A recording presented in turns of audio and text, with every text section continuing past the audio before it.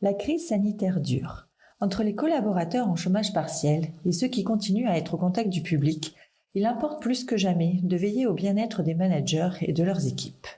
Pour ce 11e épisode de l'Onde Positive, nous avons eu envie de vous présenter 2 dispositifs qui nous ont été confiés et dont l'objectif premier était d'accompagner les managers et leurs équipes, à la fois dans la transformation qui touche leur organisation, ainsi que sur la posture à adopter lors de comportements clients, parfois à fleur de peau, qui impactent la relation. Bonjour à toutes et à tous, je suis Sylvia, consultante formation, et pour m'accompagner aujourd'hui sur ces sujets, Orlane, chef de projet formation. Bonjour Orlane. Bonjour à tous, bonjour Sylvia. Ravie de partager avec toi un nouvel épisode de l'Onde Positive. Il est vrai que nous vivons une époque particulière. D'un côté, des collaborateurs qui ne peuvent pas travailler, et de l'autre, des collaborateurs sollicités en permanence depuis des mois. Pour autant, à la vue de cette crise sanitaire qui perdure, ils ont tous un point commun. C'est la nécessité pour chacun d'appréhender différemment leur quotidien, leur organisation et la relation client. Et nous savons que nos clients sont sensibles au fait d'accompagner leurs équipes, déjà en des temps normaux, alors d'autant plus en cette période. Bien sûr, et en toute bienveillance, en proposant des dispositifs opérationnels et facilement appréhendables. Oui, naturellement. Et vous avez été nombreux à nous solliciter ces derniers mois pour initier des dispositifs pour accompagner, pour rassurer, pour protéger vos équipes afin qu'elles puissent aborder de manière sereine et positive les situations rencontrées. Je vous propose donc d'aller à la découverte de 2 réalisations. Tout d'abord, une action de formation destinée à des équipes en contact avec la clientèle, ou comment se positionner face à des personnes ayant des comportements d'incivilité. Puis, une seconde action destinée plutôt à impliquer les managers dans la transformation d'une organisation complète de l'entreprise, alors que ceux-ci sont en chômage partiel ou en télétravail, ou comment anticiper la future organisation dans un contexte sensible. Vous êtes prêts ? C'est parti. Orlane, comment se positionner face à des personnes ayant des comportements d'incivilité ? Ou peux-tu nous présenter le dispositif que tu as conçu pour une enseigne de distribution, donc en pleine activité, et dont l'objectif était de faire adopter par les équipes terrain de bons réflexes face à des clients, disons, difficiles ? Alors en fait, l'objectif était double. Tout d'abord, la finalité était d'outiller les collaborateurs au contact des clients au comportement, disons, difficile, afin qu'ils acquièrent des automatismes de réponse.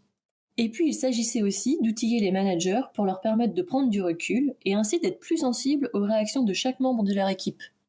Remettons-nous dans le contexte. La distribution spécialisée a dû s'adapter, dans son organisation, dans sa manière de faire, et à de nombreuses reprises selon les annonces gouvernementales. De plus, les équipes ont dû gérer des variations de flux clients et des demandes clients incessantes. Résultat, un environnement de travail anxiogène avec des clients qui répercutent leur stress sur les collaborateurs.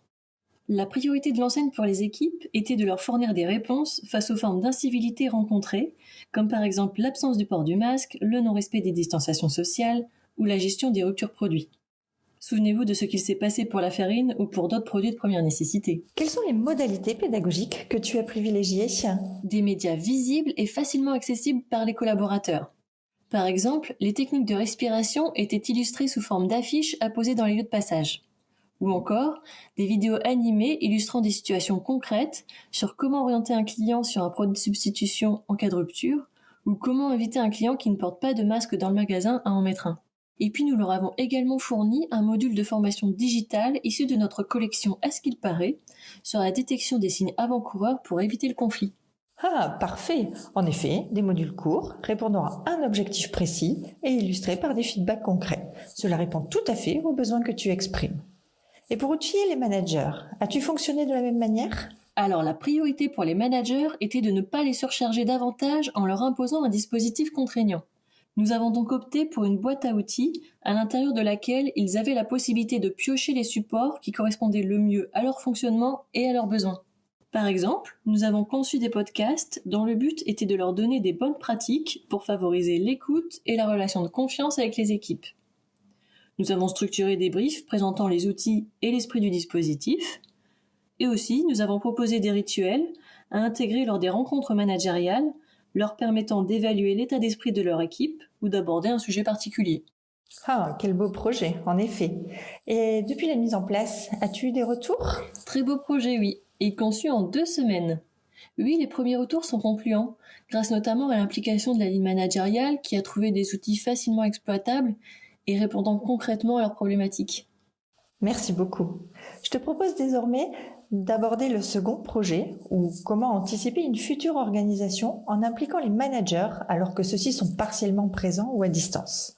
Vous êtes nombreux à nous avoir interrogés, en effet, sur la manière de faire perdurer vos projets de transformation sans attendre un retour à la normale.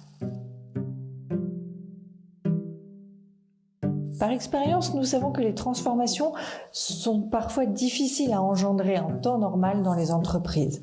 Alors, dans un contexte nouveau et incertain, Orlane, quelle solution as-tu proposé à nos clients ? Il s'agit d'une organisation multisite en pleine transformation, dont les équipes sont, comme tu le soulignais, en chômage partiel ou en télétravail. L'objectif était de faire adhérer les managers au projet afin qu'eux-mêmes puissent embarquer les équipes. La première étape était donc d'accompagner ces managers à prendre conscience de l'enjeu de la transformation pour garantir le développement de l'entreprise. Nous avons conçu un dispositif 100% distanciel autour de 3 classes virtuelles de 2h30, espacées d'1 semaine. La première avait pour objectif d'intégrer les impacts et la nécessité de transformer l'entreprise. La deuxième était axée sur le rôle et la responsabilité du manager en tant qu'acteur de cette transformation.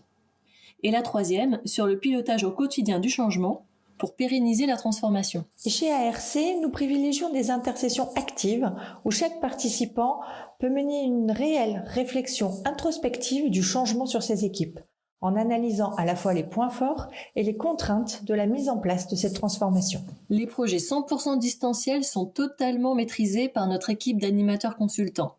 Ils sont reconnus pour la qualité de leur animation de classe virtuelle, tant dans leur capacité à interagir et à capter les participants, que dans leur capacité à jongler avec les outils digitaux qui rythment nos animations. Car tu le sais, nous n'aimons pas faire du descendant. Il est vrai que les thèmes manager le changement, conduire un projet reviennent de manière très régulière en ce moment chez nos clients. On sent que les entreprises ont besoin d'avancer sans être tributaires des aléas extérieurs. Et voilà, nous arrivons au terme de ce nouvel épisode. Merci Orlane pour tes bonnes ondes positives.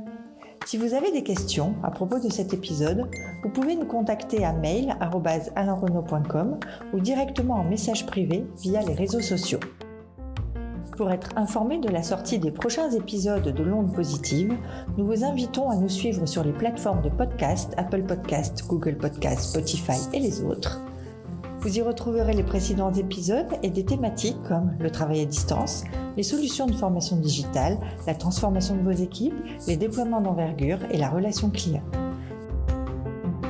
En attendant, prenez soin de vous et à très vite.